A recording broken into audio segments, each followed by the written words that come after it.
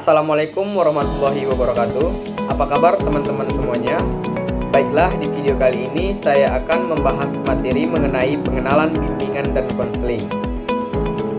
Mungkin dari teman-teman ada yang sudah tahu apa itu bimbingan konseling, tapi tidak sedikit juga dari kalangan siswa maupun orang tua yang masih salah kaprah terhadap bimbingan dan konseling. Mereka mengira bahwa bimbingan konseling ini tempat siswa dimarahi dan dihakimi. Padahal bimbingan dan konseling itu sendiri jauh dari itu semua. Baiklah, supaya tidak terjadi kekeliruan dan kesalahpahaman, simak video ini sampai habis ya. Baiklah, yang pertama, apa itu BK? Nah, BK itu seperti suatu proses pemberian bantuan yang dilakukan secara sadar dari konselor atau guru BK kepada individu atau peserta didik. Bantuan ini bertujuan agar individu mampu memahami dirinya sendiri, mengenali potensi, bakat, minat, serta keterbatasan yang dimilikinya. Nah, melalui BK ini, peserta didik dibantu untuk mengembangkan kemampuan pengambilan keputusan, memecahkan masalah, serta menyesuaikan diri dengan lingkungan keluarga, sekolah, dan masyarakat. Konseling bukan sekedar memberi nasihat, melainkan membantu individu menemukan solusi atas masalah secara mandiri, sehingga tercapai perkembangan diri yang optimal dan kesejahteraan psikologis. Selanjutnya, konsep dasar bimbingan dan konseling. Konsep dasar bimbingan dan konseling bertumpu pada pandangan bahwa setiap individu adalah makhluk yang dapat berkembang. Oleh karena itu, layanan BK tidak bersifat memaksa, tetapi memberikan ruang bagi individu yang ingin berkembang sesuai dengan karakteristik dan kebutuhannya. Beberapa konsep BK yaitu yang pertama, berpusat pada individu.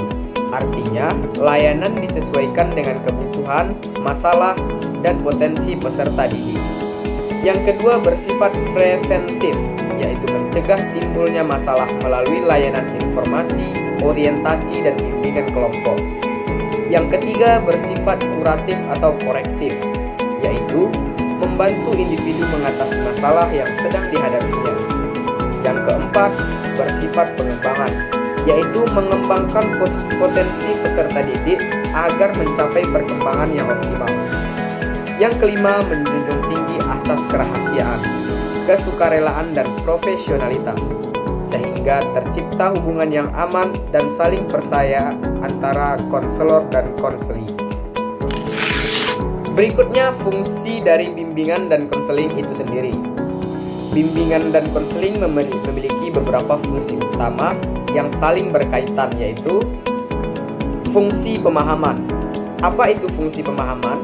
Fungsi pemahaman adalah membantu peserta didik memahami diri sendiri atau potensi, minat, bakat kepribadiannya, serta memahami lingkungan sekolah, keluarga, dan masyarakat. Dengan pemahaman ini, peserta didik dapat bersikap dan bertindak secara lebih tepat. Yang kedua, fungsi pencegahan. Mencegah munculnya berbagai permasalahan seperti kesulitan belajar, masalah pergaulan, perilaku menyimpang, dan stres akademik.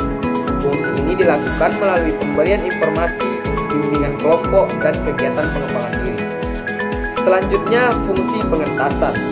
Membantu peserta didik mengatasi masalah yang sedang dihadapi, baik masalah pribadi, sosial, belajar, maupun karir. Pengentasan dilakukan melalui layanan konseling individual atau konseling kelompok. Terakhir, fungsi pemahaman. Mengembangkan potensi, kemampuan, dan keterampilan peserta didik agar tumbuh secara optimal. Fungsi ini membantu peserta didik menjadi pribadi yang mandiri, percaya diri, dan bertanggung jawab. Terakhir, tujuan dari bimbingan dan konseling.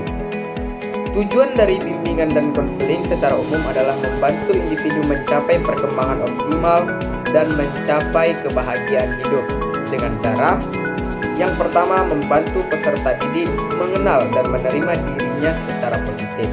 Yang kedua, membantu peserta didik mengembangkan kepribadian yang sehat, mandiri, dan bertanggung jawab. Yang ketiga, membantu peserta didik mengambil keputusan secara tepat, terutama dalam bidang pendidikan dan karir. Yang keempat, membantu peserta didik mencapai penyesuaian diri di lingkungan sekolah, keluarga, maupun masyarakat. Yang kelima, mewujudkan perkembangan optimal dalam aspek pribadi, sosial, belajar, maupun karir. Nah, intinya, bimbingan dan konseling merupakan layanan penting dalam dunia pendidikan yang bertujuan membantu peserta didik berkembang secara menyeluruh melalui pengertian konsep dasar, fungsi, dan tujuan yang jelas. Bimbingan konseling berperan sebagai sarana pendukung untuk membentuk individu yang mandiri, berkarakter, dan mampu menghadapi tantangan hidup. Nah, itu penjelasan bimbingan dan konseling dari saya. Setelah ini jangan ada lagi dari teman-teman atau saudara-saudara yang salah paham tentang bimbingan dan konseling ya. Mungkin cukup sekian video penjelasan dari saya. Saya akhiri. Wassalamualaikum warahmatullahi wabarakatuh. Terima kasih telah menonton sampai habis.